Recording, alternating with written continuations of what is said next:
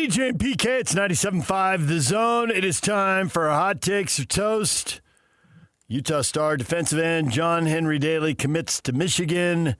Not a big surprise. We knew he was in the portal. Everybody had an idea where he might end up. Now he's committed to Michigan. Ute fans, what is your mood about all of this? And PK, if we had to sum it up very quickly, the answer is not good. Not good. Not good. Yeah, it's John, an amazing situation. Yeah, there is some nuance to it. John says, I hope selfishly that he'd stay at Utah for our own enjoyment. But it is unsurprising he went to Michigan. That's hard to turn down, and I expect he'll continue to do great things on an even bigger stage. Well, I wish the kid luck, yeah, for sure, and good health, because if he has the good health, then he doesn't need luck. He's that type of player. He certainly was at Utah. We'll see if he can do it. And yeah, the fact is, too, if you're trying to improve your draft stock, and we can look at it, and Utah plays football at a high level. We've said it. I'm committed to it. I will defend it to the ends of the earth. But the fact is, if you do it at Michigan, it's a bigger deal. It somehow, to the NFL, proves a little bit more than the Big 12, even though Utah can rank with many programs and putting great defensive linemen and great defensive players into the NFL. But it's bigger than John's decision. This is the whole Michigan-Utah thing here and how it's happened with them taking Kyle obviously taking pretty much the entire offensive staff. And then you guys were talking about yesterday the strength and conditioning guy, and it even dips down to BYU. Well, let's see. I'll take a couple of BYU guys too. I think basically he takes Jay, and then Jay takes Gennaro, rather than Kyle saying, Jay, you got to take Gennaro. My guess would be that would more of a Jay saying, hey, I want to take Gennaro, and Kyle saying, sure, fine, if you think so. I believe you. And so obviously it took two coaches away, but it gutted certainly Utah's offensive staff. And now we have one player. If it's only one player, I would consider Utah very fortunate, particularly when you start comparing to other places. And obviously the foremost example right now is Iowa State with, I think it's like 16, 17 guys going to Penn State over there with Matt Campbell doing his thing with Penn State next year. So if you only lose John, I think that would be fortunate, but I have a feeling it'll be more than that. It's a really bizarre deal here. It's like it's one of these things, you read about tragedies every day, something. And we obviously had something there a couple of nights ago there in Salt Lake on the west side. But it seems like, and I'm making a comparison of real life to football, so there really is no comparison. But when you hear these things, that always happens to somebody else. It doesn't happen to me. And then when you see, and that obviously is a million trillion times more serious. When you see like the Matt Campbell thing, it's like, oh, that happens to other schools. That doesn't really happen to us.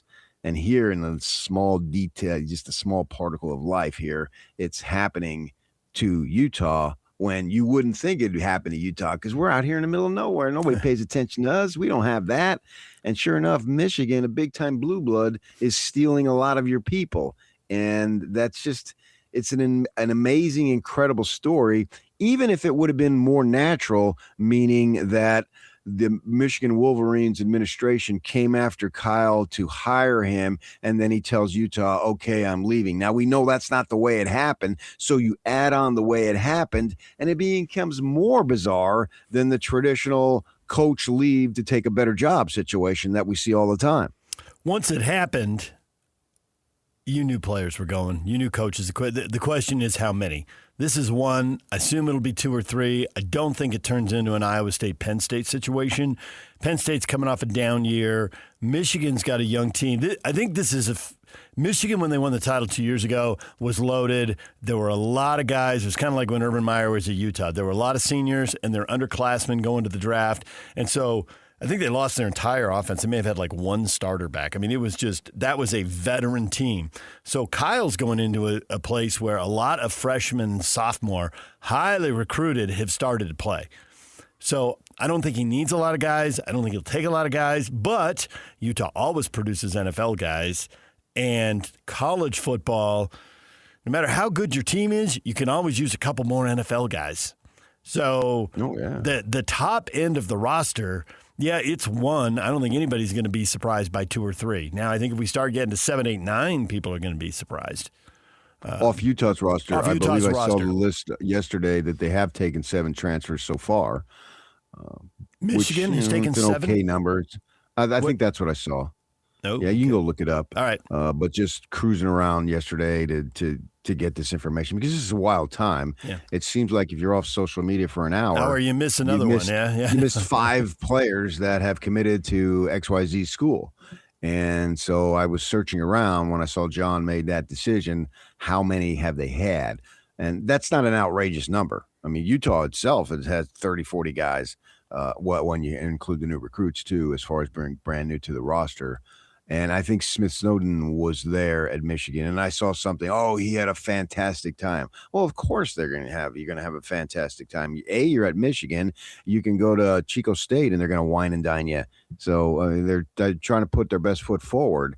It's like when you met Honey's parents. I mean, I'm sure you actually probably shaved, maybe bought yourself a new suit and had some cummerbunds and made sure you were looking as good as you could possibly look, which, that's not easy to do. But you did that. You put your best foot forward. And then sure enough, man, you wooed Honey. And now she's yours forever and ever. I mean, look at it. It worked perfectly. First off, I did not have cummerbund on the old bingo card for today's show, so that you broke some new ground there. And second off, at that point in my life, I was shaving like once every other month. Right, that's what I'm saying. So you made sure that was the one day in 60 that I needed to shave. Yes, that proves my point even more. You were making sure you looked your very, very best.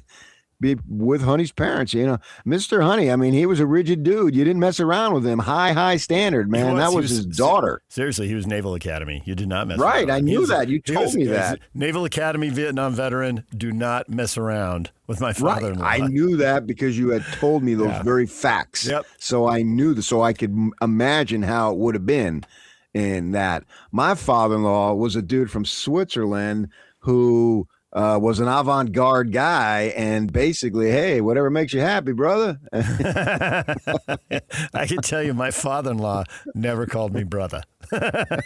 Although my father-in-law did serve in 2 countries' militaries. Oh, really? He served in, Switzerland, and then he came to the U.S. through Canada and came through Detroit, which is how we met my mother-in-law, because I've told you that they have the Detroit background, and that obviously that's up there close to Canada, and then served in the U.S. military. So how about that? Yeah.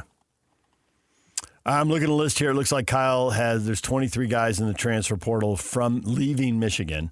And 1 has withdrawn and returned to the team. That was big news. Andrew Sprague, who's a well-thought-of tackle for them. Yeah. So I assume that there might be Smith. Certainly he went there. Would he want to go? Would he make that official? Wouldn't shock me, but he's got other options. Yeah. And so pursue his other options. He's a talented young man, and he's very engaging. And his personality is one that is very, very impressive. So when he goes to these places, now he doesn't necessarily have to introduce himself to the Utah coaches who are at Michigan because they already know him. But if he goes to these other places, you're going to walk away thinking, wow, that's a kid I would like to have in my program because he's an impressive young man and he's got skill. So he has the options. We'll see how that plays out in the coming days. And you go from there. But this is really just a crazy situation to have this be Utah to Michigan. What a connection. It was weird in a sense when Bronco brought his guys with him to go there. Kelly Papinga being one, and Robert Anai and others. Obviously, I think Jason Beck was there too, right? And so they followed him over there, and that seemed weird. But this seems even way weirder. Virginia has its place, but it's not Michigan, and few are. And you're going to the cream of the crop. And now I'm hoping he's done, but freaking Whittingham has been all over the place with his stinking interviews, man. You can't get him to shut up now. He's obviously selling the program. Virtually any national show he's done. Yep. I'm so grateful that Oprah does not have the show there anymore, yeah. Or he'd be on the couch. Or Maury Povich, you are the coach of Michigan. Maury Povich.